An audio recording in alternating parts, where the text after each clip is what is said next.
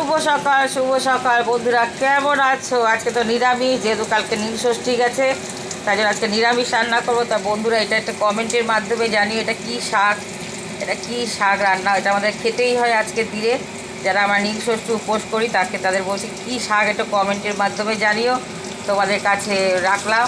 আর আমি দেখো শাকটা ভাজবো দেখে সেই জন্য আমি বেগুনটাকে আগে একটু লবণ দিয়ে ভেজে নিলাম লাল লাল করে, যাতে খেতে ভালো লাগে।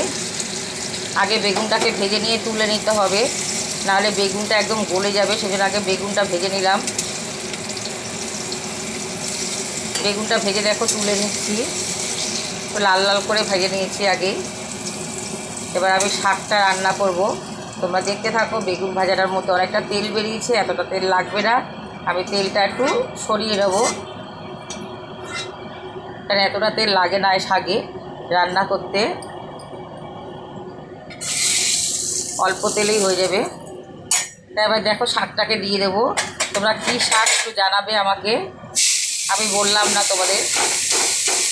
এটা আমাদের আজকে উপোসের পরের দিন এটা আমাদের খেতে হয় এই শাকটা, তাই জন্য আমি আজকে এই শাকটাই রান্না করছি। শুধু বেগুন দিয়ে করবো এটা। এবার একটু লবণ দিয়ে দেবো অল্প করে, যেহেতু বেগুন ভাজা লবণ দেওয়া আছে। এটা শুধু নুন মিষ্টিই লাগে, আর কিছু লাগে না। শাকটা ভাজা হচ্ছে দেখো।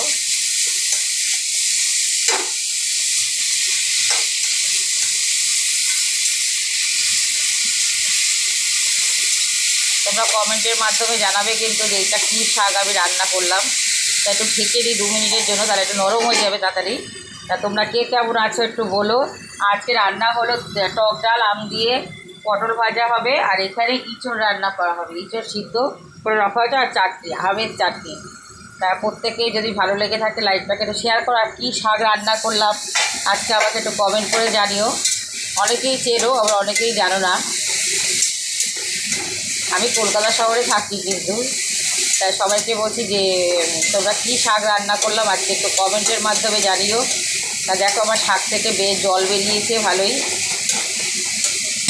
আর কিছু দেবো না, এবার একটু মিষ্টি দিয়ে দেবো, তাহলেই আমার শাকটা রান্নাটা হয়ে যাবে। বেগুনটা দিয়ে দিলাম, বেগুনটা যে ভেজেছিলাম বেগুনটা নাহলে গলে যাবে, ওই জন্য বেগুনটা দিয়ে দিলাম। দেখো কতটুকু হয়ে গেছে শাকটা, খেতে কিন্তু খুবই ভালো লাগে। আর দেবো একটুখানি মিষ্টি দিয়ে, এবার নামিয়ে দেবো। তোমরা যে যেরকম মিষ্টি খাও, আমি একটু মিষ্টি দিয়ে দিলাম, চিনি দিয়ে দিলাম। তারপর হয়ে গেছে শাকটা ভাজা, আমি এবার নামাবো। তা তোমাদের কার কীরকম লাগলো বলো, আর শাকটা একটু জানিও কী শাক রান্না করলাম।